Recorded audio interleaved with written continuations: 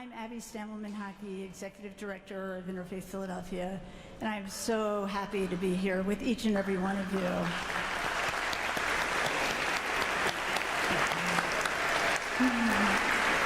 Thank you for, it's our 20th anniversary, and you're here from all the years, all the communities. Thank you.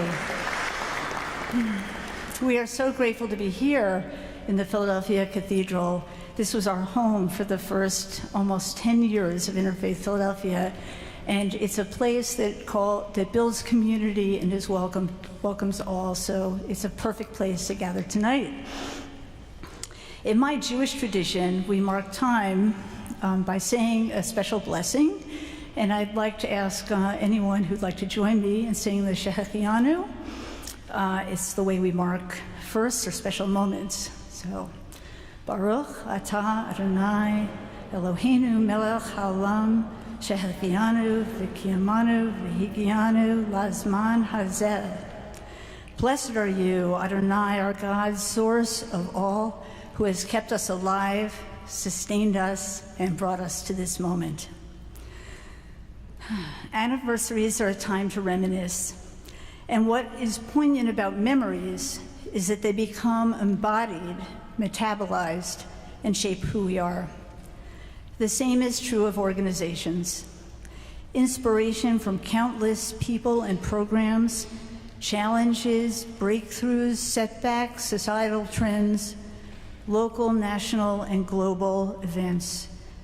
All of these have undergirded our work over the last 2 decades. And that's what makes Interfaith Philadelphia who we are today. To be honest, this work has involved some heavy lifting. When we opened our offices, Rebecca Rivera-Watson and I, our office manager, came here to move the donated desks and file cabinets, only to find out that our movers didn't know there were no elevators. So we called some friends, you know who you are, and did this ourselves. Perhaps doing the heavy lifting ourselves was a metaphor of things yet to come. Doing this work in a city plagued with poverty and violence, mounting a responsive ad campaign when a hate group plastered SEPTA buses with an anti-Muslim ad message, countering political rancor with our years of civil conversations, building virtual bridges during the pandemic, and navigating the pain and fragility of relationships since October 7th have all entailed heavy lifting. While we do this work punctuated with tragic reminders that our very humanity is at stake, we have found again and again that the antidote is staying connected, staying in a relationship.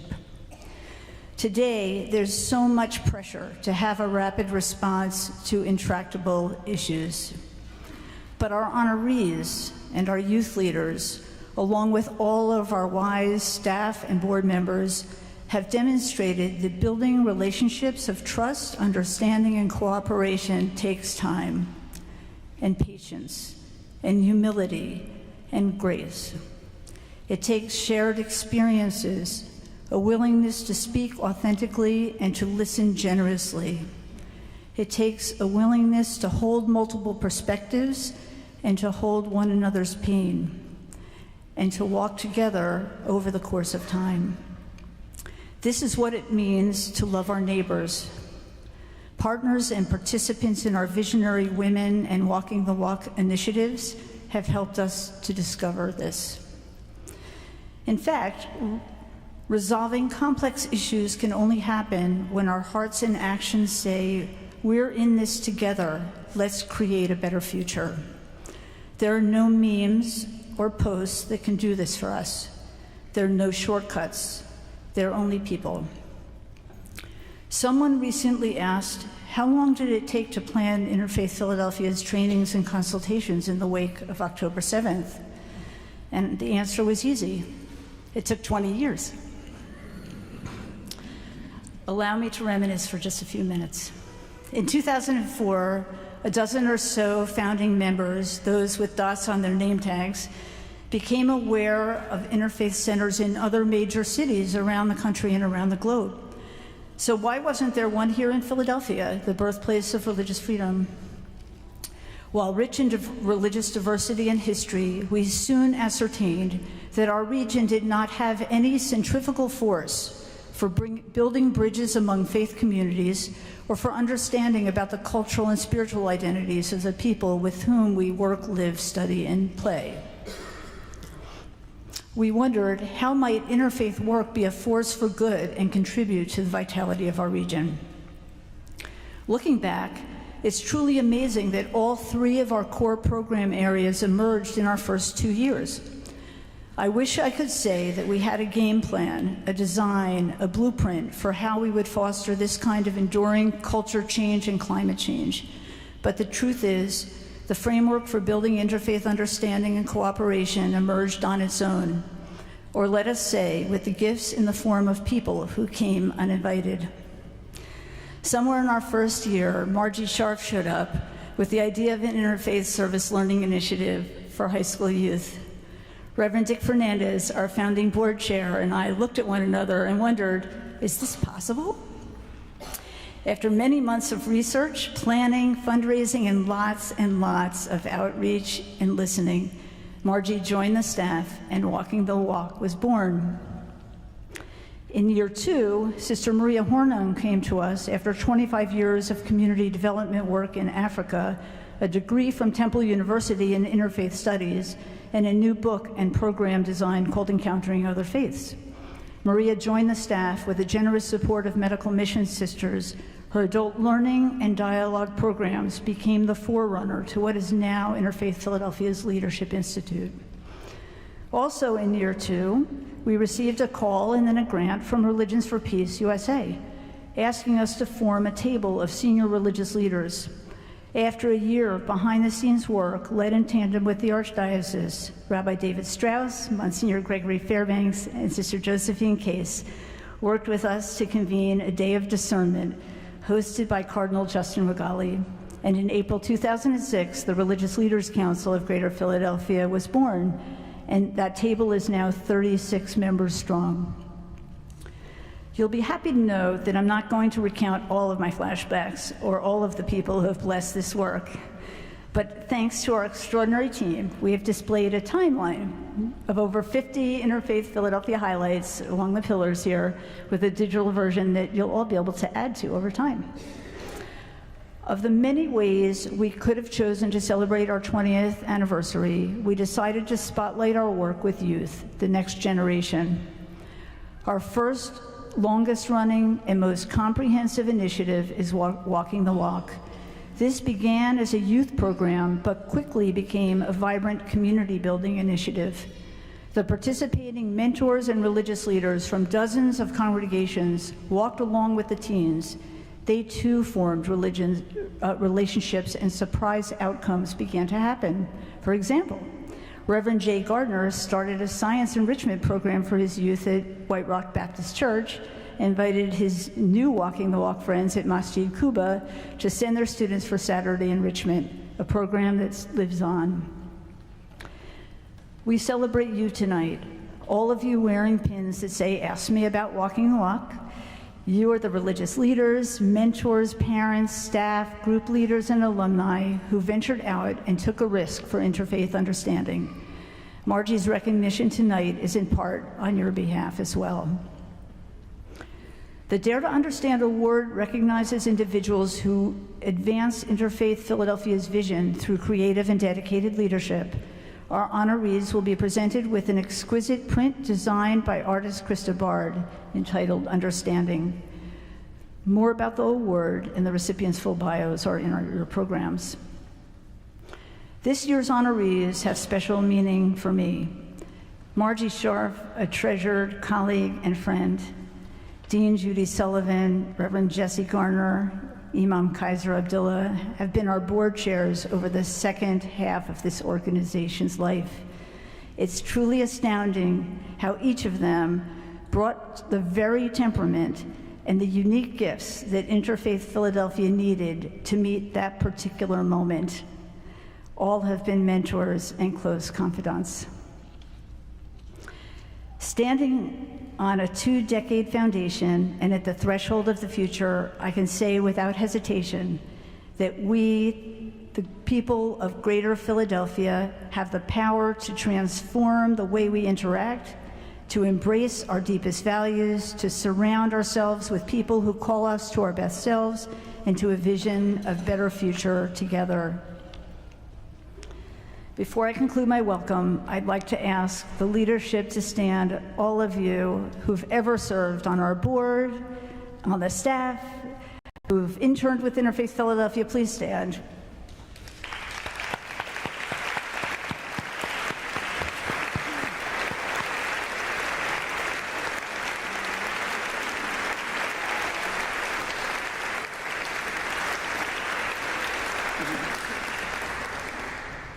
And I'd like to give a special shout out to the Dream Team who worked tirelessly on our 20th anniversary celebrations. Sarah Zebovitz, Kat D'Angelo, Marianne Smith, River Mason, and Stephen Field. And I'd like to take my prerogative to thank the hidden strength behind me, and that's my family. My husband, Eric Hockey, of 40 years, and David Hockey and Glenn Hockey, who are here tonight. Thank you for being here.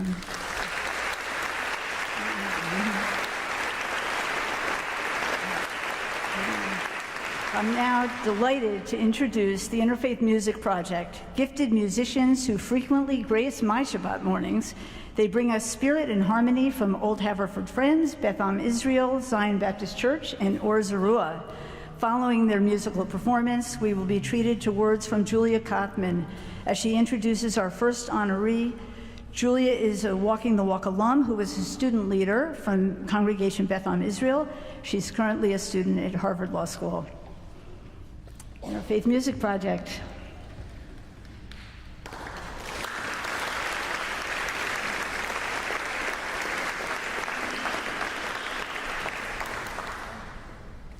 Thank you, everybody.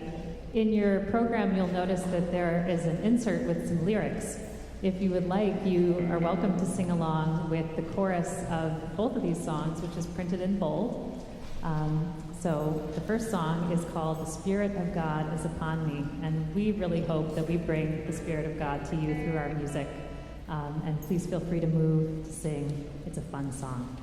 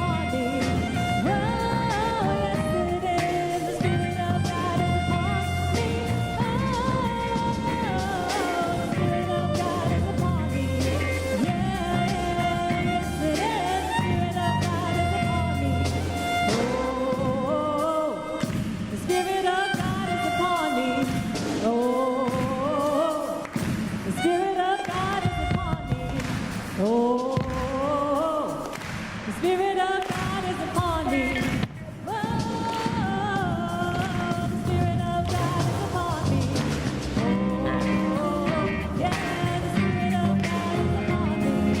Oh, let me tell you, yeah, the Spirit of God is upon me.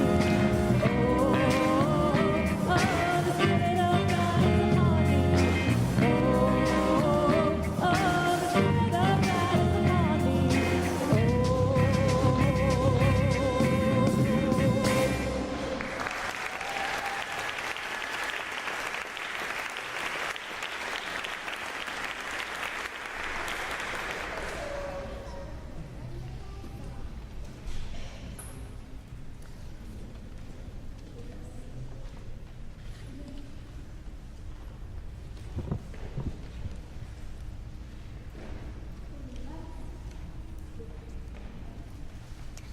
Good evening, everyone. My name is Julia Coatman, and I'm honored to be with you tonight. It's hard for me to believe that my time in Walking the Walk was over 10 years ago at this point, but tonight I'd like to share with you just one of the many ways the program changed my life for the better. For the last 3 years, prior to starting law school, I worked as a paralegal in Houston, providing immigration legal assistance to unaccompanied children. This work was deeply rewarding, but it was also challenging. As part of my job, I interviewed children in a local shelter to determine whether they qualified for relief from deportation. Most of our clients were teenagers from Central America, and although we spoke the same language, Spanish, there were often vast cultural divides that separated us. First, the Spanish I spoke was largely academic and formal. I'd learned it in classrooms. So I didn't know how to discuss the threats and violence imposed by street gangs, and I often didn't understand the slang and the colloquialisms that came naturally to the kids. Second, our backgrounds were poles apart. I grew up in suburban Philadelphia. Some of my clients grew up in towns with no street addresses. Others left school in the 6th grade to help their fathers and mothers with the family business. But despite these cultural differences, I was able to earn the trust of my clients and to help them lead the lives they had imagined for themselves in the United States because of the open-mindedness and humility that Walking the Walk instilled in me. I vividly remember at the end of my first year of the Walking the Walk program, the first time I ever entered a mosque. Growing up Jewish, I was understandably inexperienced and relatively uninformed about Islamic faith and practice. But throughout that year in Walking the Walk, we had fostered a habit of curiosity. We had learned to be unassuming and welcoming of unfamiliar experiences. So that day, rather than going into the mosque seeking to criticize or confirm any prior expectations, I entered eager to learn. That same attitude allowed me to bridge the cultural divides with my clients in Houston. Rather than relying on my preconceived notions of life in Central America, I approached every conversation with a client, honest about what I didn't know, and receptive to any detail they wanted to share with me. Rather than evaluating their lives, I tried my best to understand them. In a world marked by ever-increasing polarization, I hope that Walking the Walk will continue to instill those qualities in the Philadelphia teen community so that we can inspire more leaders to bridge cultural divides and bring people together across differences. Now, I am very happy to introduce tonight's next honoree. The Very Reverend Judith Sullivan not only embodies the essence of Interfaith Philadelphia's motto, "Dare to Understand," but she also challenges others to do the same. During her tenure as board chair, when anti-Muslim ads were displayed on SEPTA buses, Dean Judy's passion and compassion propelled Interfaith Philadelphia to mobilize a broad coalition response. With her leadership, our organization delivered a powerful message across the region on billboards and in print ads that we must dare to understand each other. Congratulations, Dean Judy.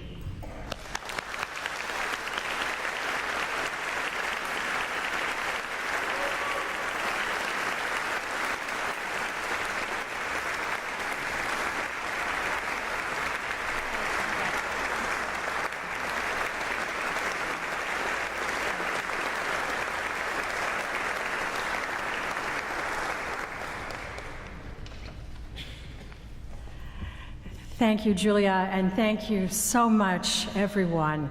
I am very honored and grateful to receive this Dare to Understand award tonight, and it is especially meaningful for me to do so here in this cathedral, where Interfaith Philadelphia was launched, just over there, and where I began, just over there, and have served the majority of my years of ordained ministry.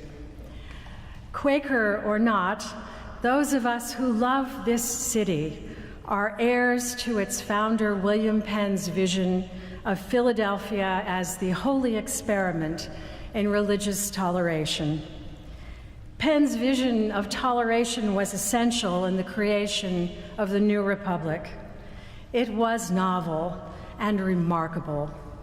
But my friends, it is just not enough to repair the social fabric which is apparently so deeply torn in our nation today. Toleration is often about simply getting through, bearing with, enduring, often unpleasantly, what we cannot or do not wish to change. Yet so much more is required of us who identify ourselves as people of faith, who sit with large questions about religious belief, the nature of the divine, and our responsibility to care for one another.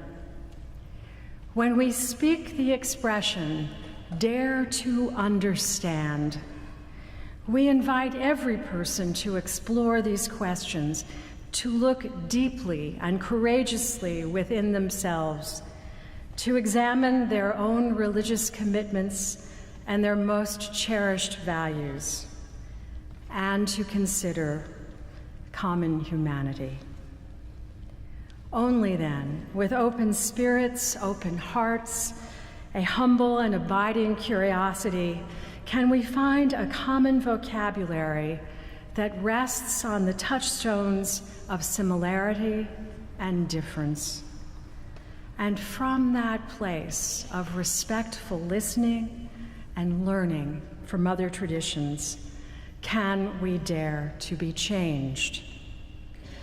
Moment by moment, year by year, we at Interfaith Philadelphia have worked to build and nurture trusting, authentic, interfaith relationships across difference and similarity, all grounded in a shared respect for the dignity of every beloved child of God. So that when anti-Semitism, Islamophobia, or any religiously motivated hatred might rear its ugly head in our deeply diverse city, we may come together quickly to speak with one unequivocal voice that condemns hatred, violence, and exclusion, and yes, dares to understand. Across denominations and religious traditions, we may speak with a voice that is just, compassionate, grounded in Penn's vision of religious freedom, and consonant with our individual beliefs. It is this voice, and others like it, that are now so desperately needed to reclaim the religious high ground in our democracy and to restore civility in public discourse. The continued work of Interfaith Philadelphia is critically important in making that happen. To my family, my beautiful interfaith family, our combined traditions are the joyful center of my life. Thank you for living with me our own holy experiment and for supporting me all these years.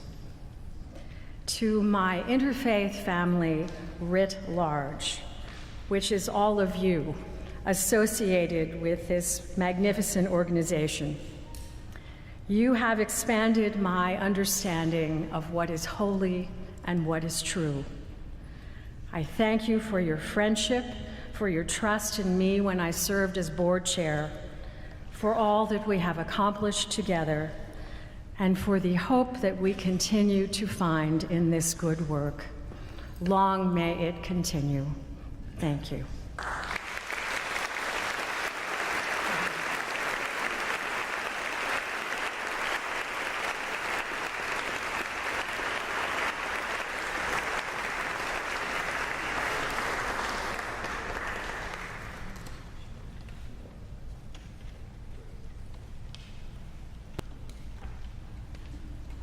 Good evening, everyone.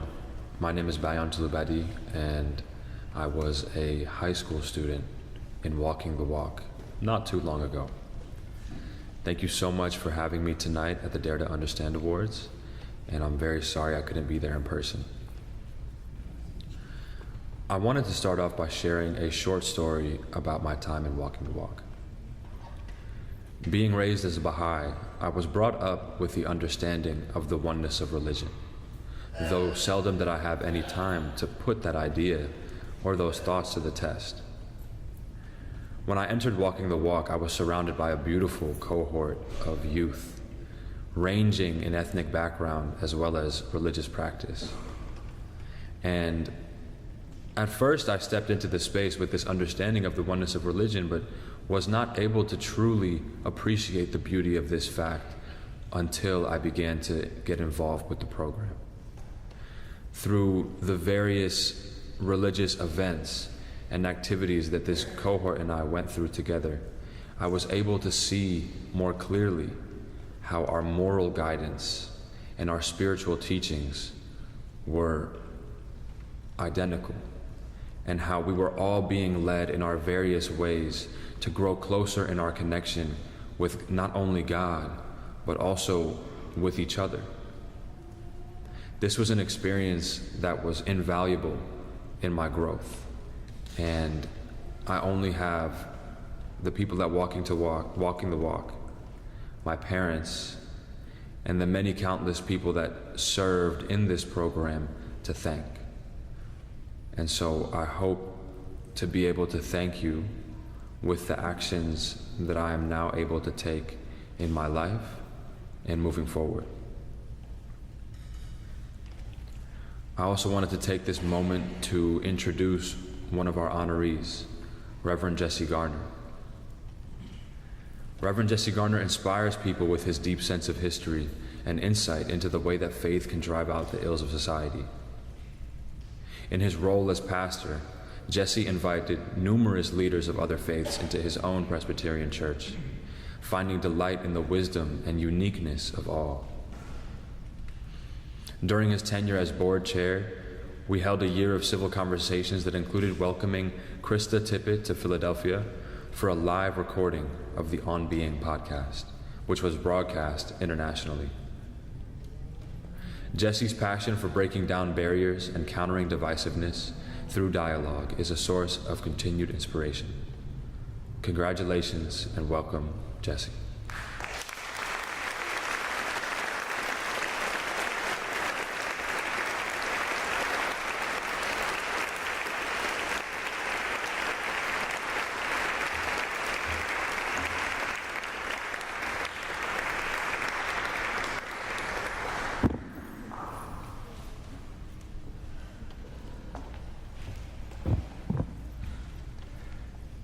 Good evening. Back in the very early days of COVID, several of us at Interfaith Philadelphia set about to imagine what the post-COVID world was going to look like for faith communities. And our visioning in those early weeks finally took shape in the form of a proposal that was then submitted to a major national foundation for funding. Unfortunately, the project was not funded.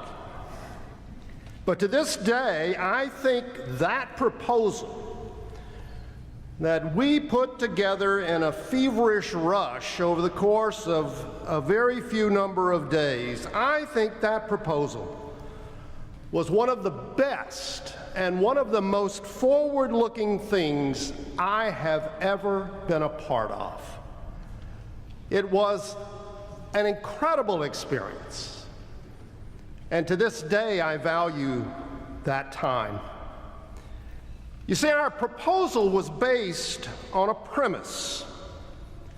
And that premise was that constructive engagement with other faith communities, including those of faith traditions other than one's own, that would not only be beneficial, but actually be essential to the well-being of faith communities in the years ahead.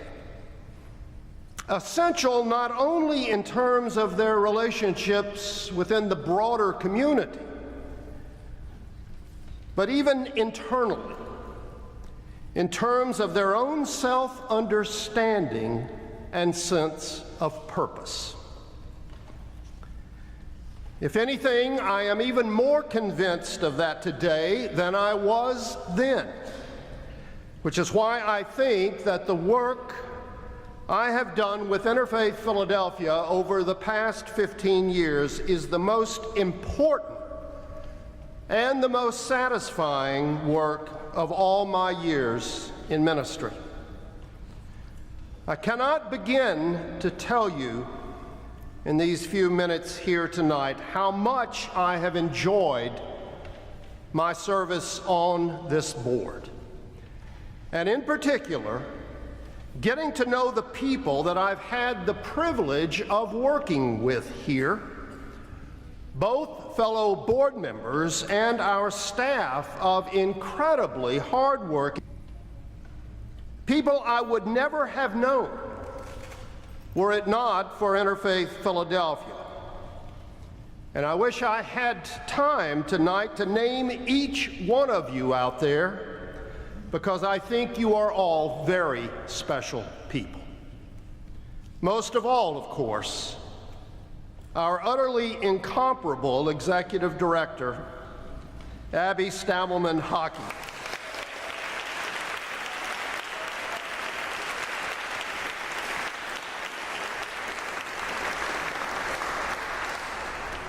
Abby is simply one of the finest and most dedicated people I have ever met.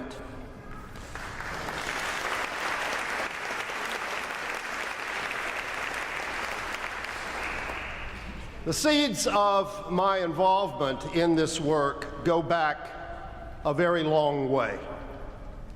And I want to acknowledge tonight the influence of both of my parents on the course my life has taken, the course that in a very real sense had led to this occasion here tonight.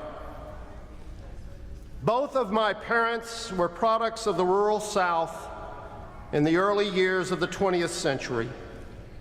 Both had grandfathers who had fought in the Confederate armies during the war. And yet, their personal integrity, their sense of the importance of education, and their religious faith simply refused to accept the prevailing sentiments of racial injustice that were all too common in their world. And both passed on to us, to my older sisters and my brother, each of my parents in their own way, a sense that struggling against that injustice was a burden for which we were responsible and from which there would never be any retirement. I do want to thank my friends and family members who are here with us tonight, especially my wife Alan, my daughter Leela, my brother Al, as well as the many members and former colleagues of First Presbyterian Church here in Philadelphia who are here with us and who themselves deserve some kind of award for having endured me as their pastor for such a long period of time.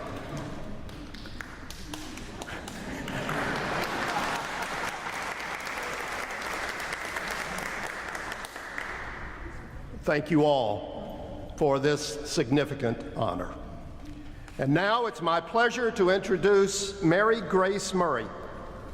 Mary Grace is a Walking the Walk alum of the Catholic faith and is now an MD, PhD candidate at Loyola University in Chicago. Mary Grace.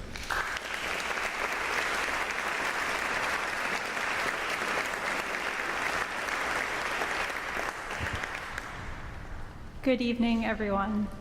To the Interfaith Philadelphia board, sponsors, alumni, and those being honored tonight, thank you for the privilege of your time to be with you to celebrate the incredible work being done by everyone in this room, as well as those who were not able to make it tonight. Walking the walk taught me some of the most valuable lessons I carry with me to this day. To listen, to ask, and only then to speak. Walking the walk taught me how to listen, how to set aside my preconceived notions, and to truly hear the story of the person sitting in front of me. Learning from my peers about their lived experiences taught me 1,000,000 times more than any textbook I could have ever read. Research shows that on average, physicians interrupt their patients after a mere 11 seconds. Medicine is certainly not the only field where listening is important, but for me, walking the walk has built a foundation of generous listening that continues to be one of my most valuable tools. Walking the walk has taught me to use the voice I have to advocate for those society may be less likely to listen to. Before moving to Chicago, I was in a lab here at Temple University. We had a postdoc named Fajul who had moved from Bangladesh recently to join our lab.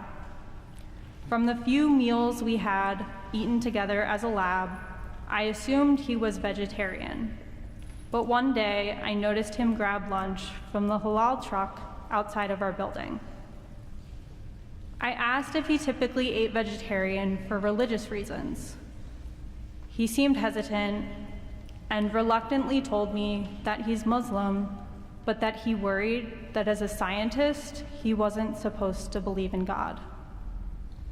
I gestured to the cross necklace I wear and answered, "Sometimes I feel that way too." I think that was the first time since he had arrived that I'd genuinely seen him smile.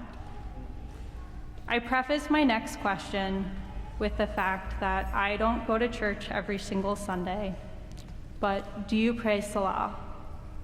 He used to, but it was hard with our schedules.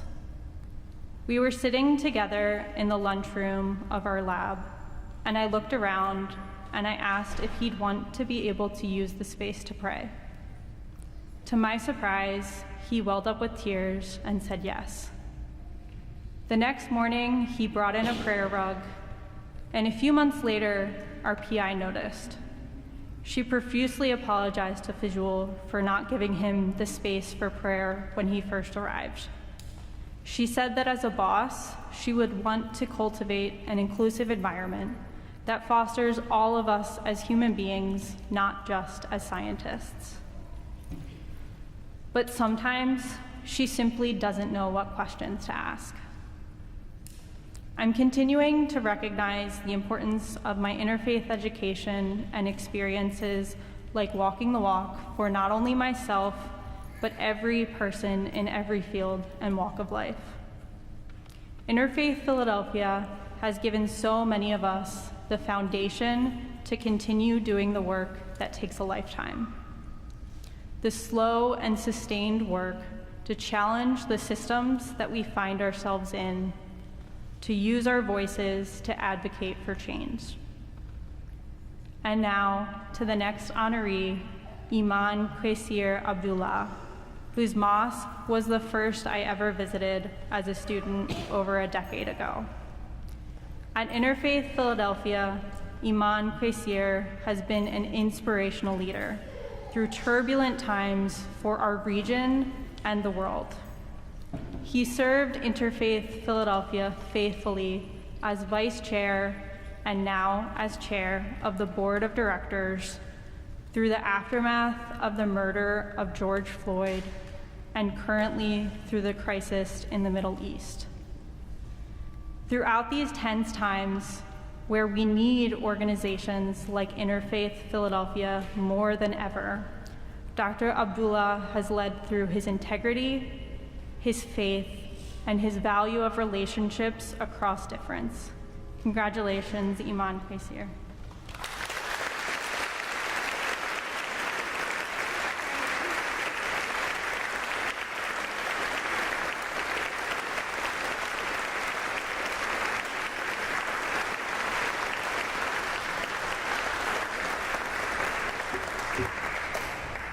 Thank you, Mary Grace. Good evening, sponsors, board of directors, Interfaith staff, present and past, award recipients, and invited guests. To my Temple University family, my Masjid Quba family, my City of Philadelphia family, my family, mom, sis, spouse, kids, including my eldest who is now studying in Rome, and my Interfaith family. Thank you for joining us, joining me here tonight. I stand here today as the current and outgoing board chair, father, Muslim, member of the faith community, immigrant, civil servant, and all the other identities I currently hold in this moment. Although I am the board chair, I promise you, I did not instruct them to give me this award.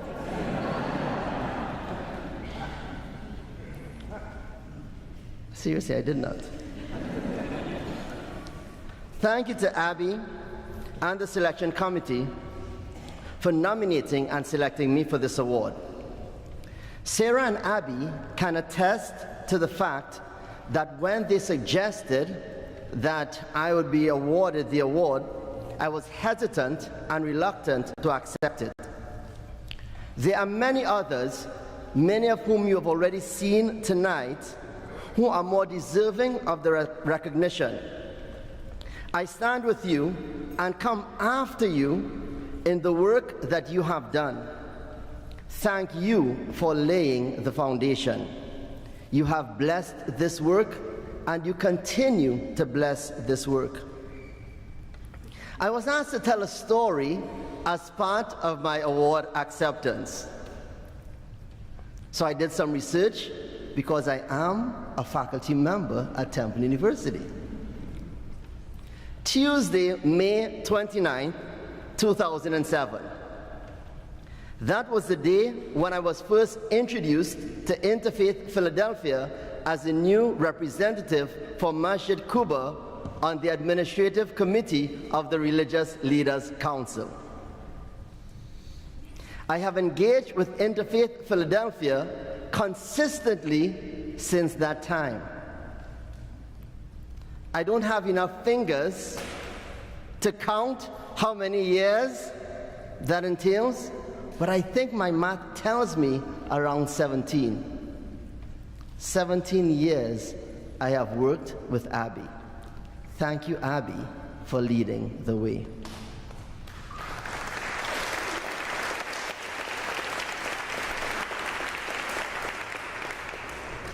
So May 2007 is the start of my story. So where does this story continue? To all the previous recipients of this award, and I'm going to say this and offer you this, you have many options in this moment. You can stand, you can raise a hand, you can raise an eyebrow, or even just raise a joyous feeling in this moment, right? You have all of those options. To all previous recipients of this award, raise whatever you are comfortable raising in this moment, even if it is yourself. Please stand. If you can't stand, this would help. So trust me in this moment. If you can stand and you're willing to, please help me out here because it's going to do something. I'm building up to something here. If I don't have anyone standing, my whole end of the speech gets lost. So no one's that's okay, I can continue.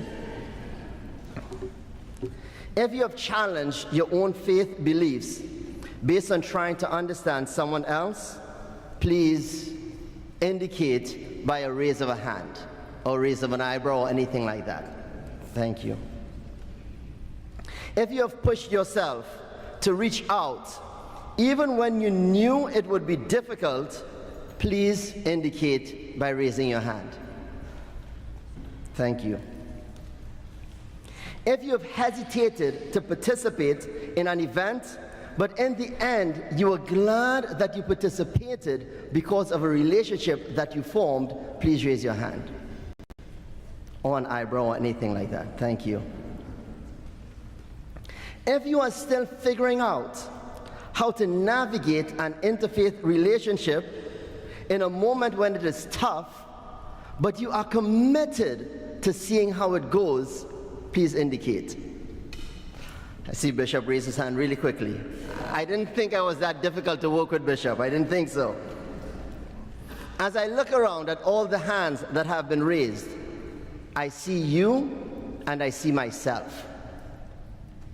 Because all of these things that I've identified, I have stood, I have sat exactly where you are sitting in this moment. You, the folks with whom I have cried, I have grown, I have laughed, I have walked, I have talked, I have struggled. You are my story. You have inspired me, you have lifted me, you have challenged me, and you have kept me honest. You have forced me to dare to understand myself. You have forced me to dare to understand the other. If you ever wonder why Interfaith Philadelphia does the work that it does, this is why. This is why Interfaith Philadelphia exists. This is why we continue to do this work even when we stumble. Relationship building is not linear. It takes commitment, conviction, and creativity to understand. It takes the willingness to dare to understand. I pray that I have dared to understand more than I have tried to be understood. Thank you. May the Almighty keep you, strengthen you, nurture you, restore you, and give you all the good that draws you closer to Him, to the divine, and to each other. Thank you. I appreciate you. I now want to introduce Arisha Syed. Arisha is a walk-in-the-walk alum of the Muslim faith and currently sits on Interfaith Philadelphia's Communication Advisory Committee and Zones of Peace Steering Committee. Arisha is a corporate communication specialist at Navient. Please welcome Arisha.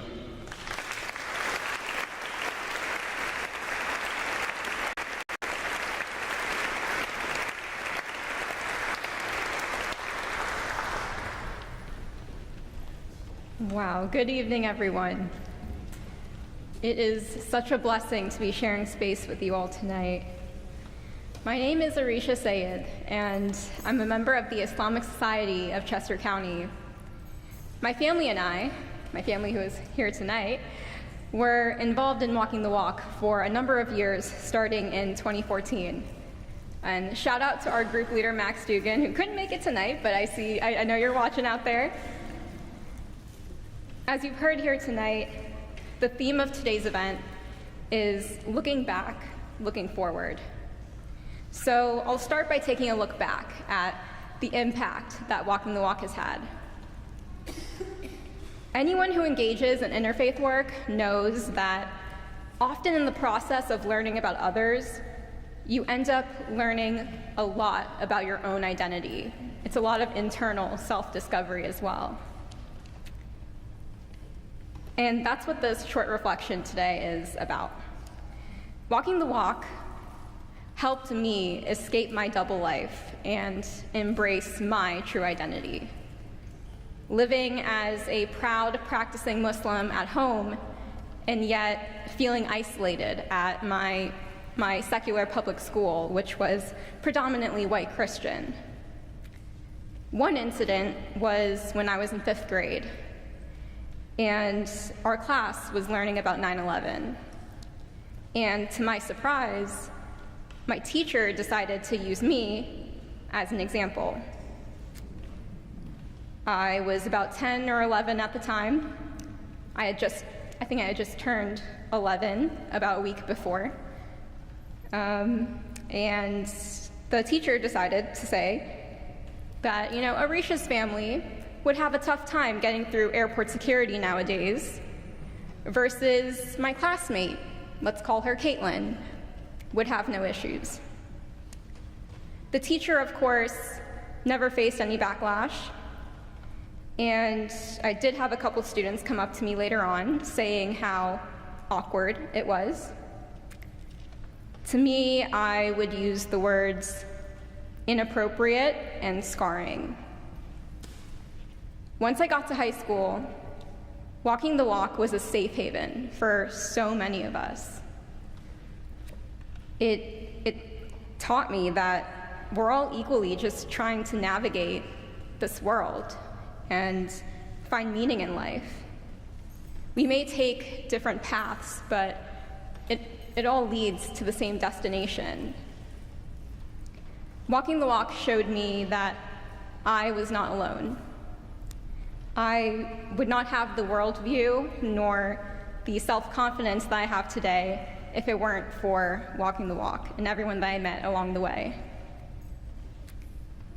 So the strong sense of identity I'm very, very grateful for that walking the walk was able to give me. Now that was a little look back. Now looking forward, I hope that Interfaith Philadelphia can continue to offer interfaith youth programming and teach vital life skills to teens, including empathy and intentional listening, to better prepare generations for the diverse workforce and to help us navigate this increasingly scary political and social climate. And above all, to build confidence in young teens so that they don't feel the need to live a double life like I did.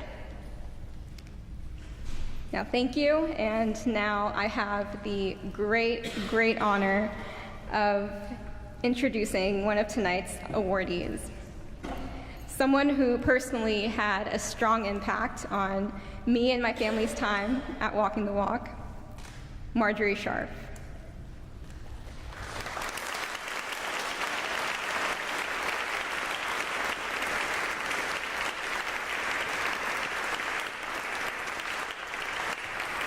Marjorie founded the nationally recognized Walking the Walk Youth Initiative, bringing nearly 1,000 high school students, their families, and faith communities into relationship with one another.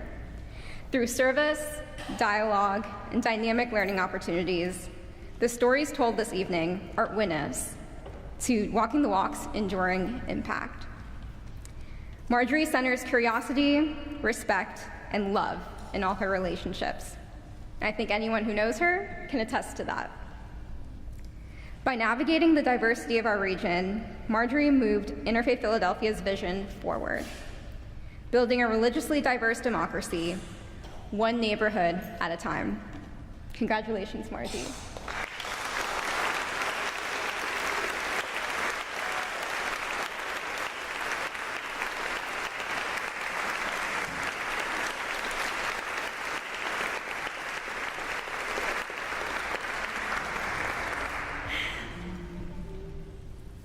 Thank you, Arisha. Congratulations to my fellow Dare to Understand awardees. And a huge thank you and hug to the Walking the Walk alumni for introducing this evening's awardees.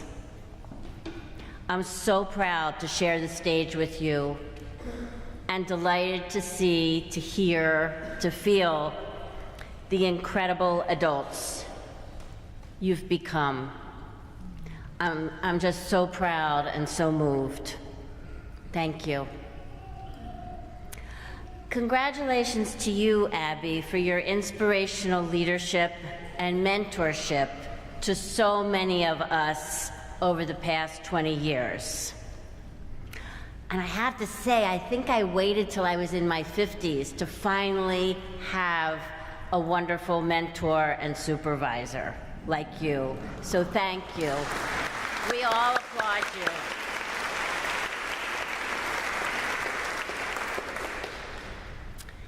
The initial Walking the Walk group began in 2005 with 22 students from 6 congregations of 3 different faith traditions. They were the first of over 1,000 participants over the ensuing years. It's wonderful to reflect that these then teenagers, the oldest ones, are now 36 years young, old, and hopefully, and actually I know this, are bringing some of what they learned through Walking the Walk and other programs into their adult lives. The first Walking the Walkers, most of them in 2005, did not have cell phones. Can you imagine?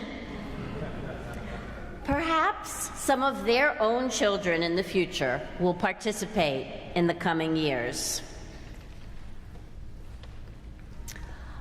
I'm very humbled to accept this award and do so on behalf of all of the Walking the Walk alumni, as well as their families, the group leaders, the adult mentors, the religious leaders, the artists who are actively engaged in the program. There were literally hundreds of adults who were part of teaching and learning and planning alongside our youth participants. We took this journey together, creating, implementing, revising, and trying new things to continuously improve the program. Wow. Look around the room. I am. My eyes and ears and heart were opened and are still opened as we took and take this journey together. You all are part of my history and story. Thank you. Let's see who's here tonight through a Walking the Walk tradition called pop-ups. Okay, please pop up or stand up if you were in the first or second cohort of Walking the Walk.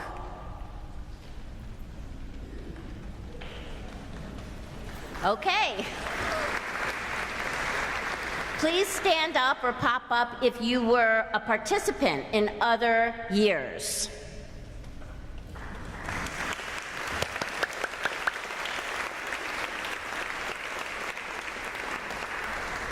Stand up, pop up if you were a group leader.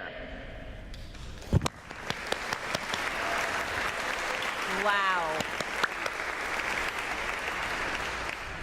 And pop up if you were a student group leader.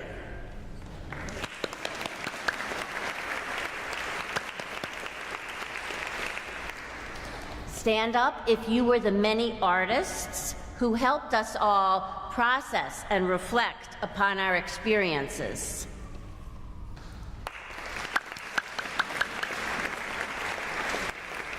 Pop up if you were a mentor or a religious leader from a participating congregation.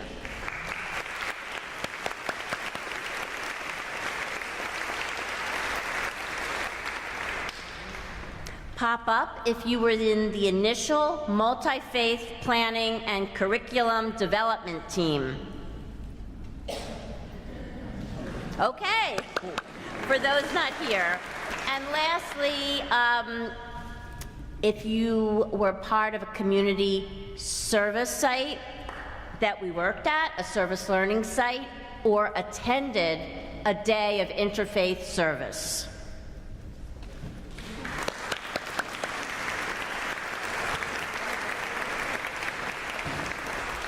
Thank you. If I missed anyone, I will say, oops, another Walking the Walk tradition. You all are pioneers in taking the bold step to dare to understand. Our goal was to have you feel what it means to connect with people of faith, traditions, and cultures different than your own. To be curious, to identify shared values while appreciating the unique aspects of each tradition. Together, you put shared values you discussed into action through community service, building friendships, and having a lot of fun together along the way. By explaining your faith traditions to one another, you not only learned about others, but strengthened your own self-identity. This Dare to Understand award is for all of us. Each of you is the source of many ripples of goodwill and change, and you heard that through stories of the alumni. I hope that all Walking the Walkers are able to draw upon the skills, life experiences, including that from Walking the Walk, as you navigate your families, your friendships, jobs, and other commitments. By sharing your experience, being curious, standing up for what you believe, and for the right of others to practice their beliefs. You're promoting interfaith understanding at a time when the world sorely needs more of it.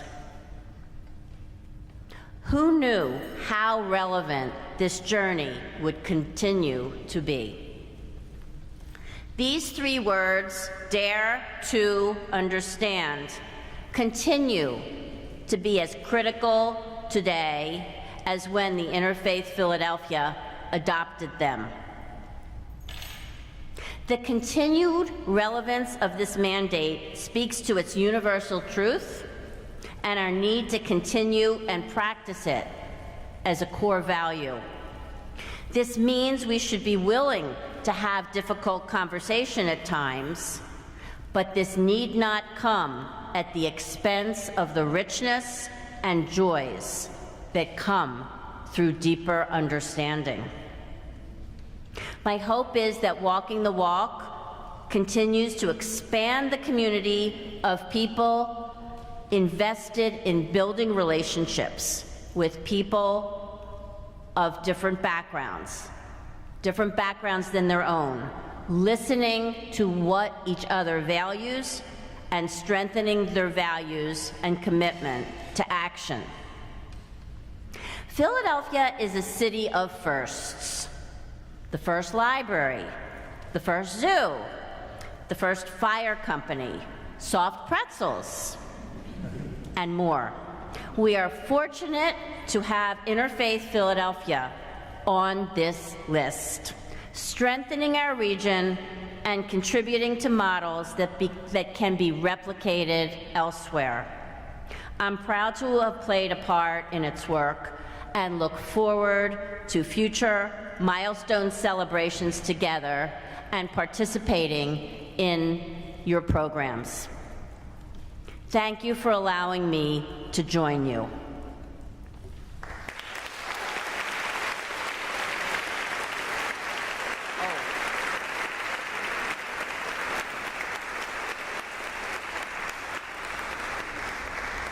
And now, we have a news break, a special surprise announcement from the City of Philadelphia.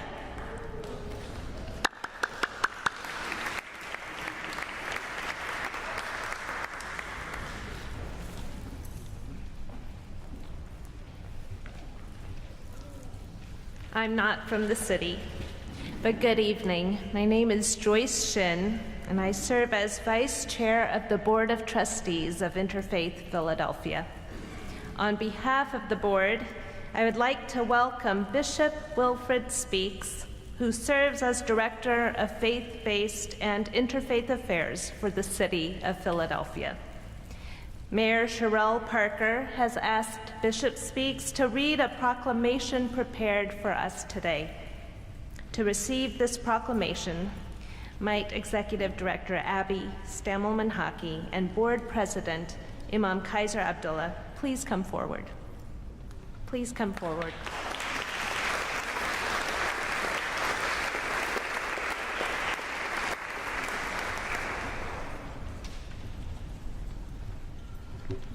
Thank you so much. Good evening to everyone.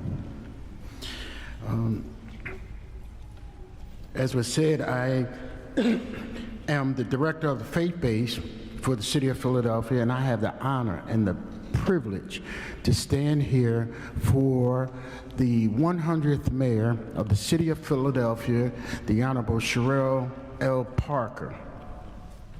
She has instructed us to come and to be a part of this great celebration of 20 years. So if you don't mind, can we just celebrate the awardees again in 20 years?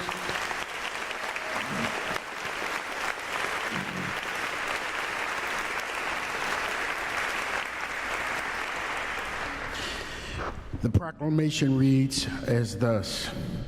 The City of Philadelphia is blessed to have a large number of clergy members, place of worships, and religious organizations that routinely improve the quality of life for the people in the City of Philadelphia.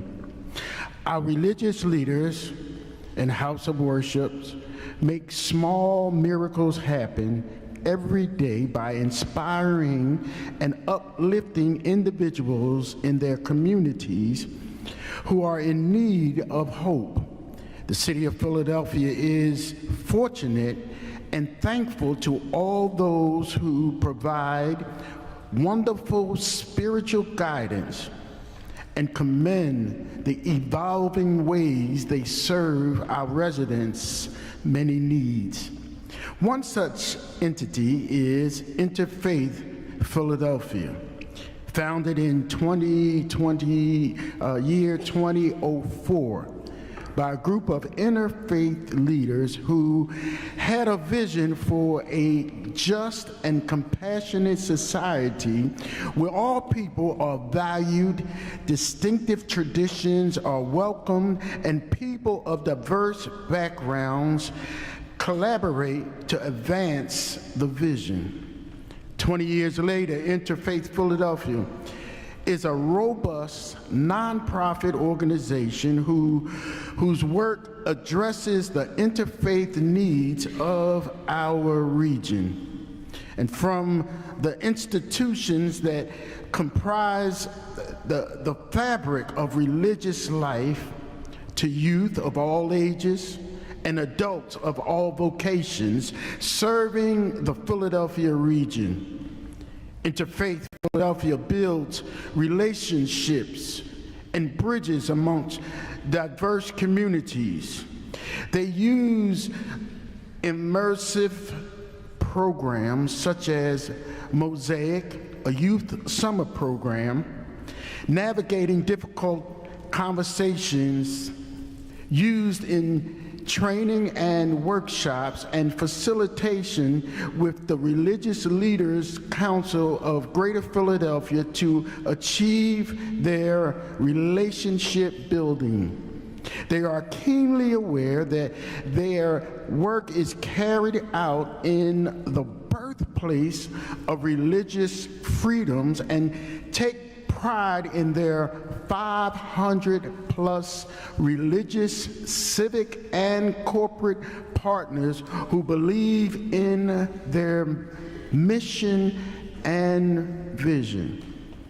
So therefore, I stand as a representative, and the proclamation reads, therefore I, Sherelle L. Parker, Mayor of the City of Philadelphia, do hereby proclaim Thursday, June the 6th, the year 2024 to be Interfaith Philadelphia Day in Philadelphia and encourages all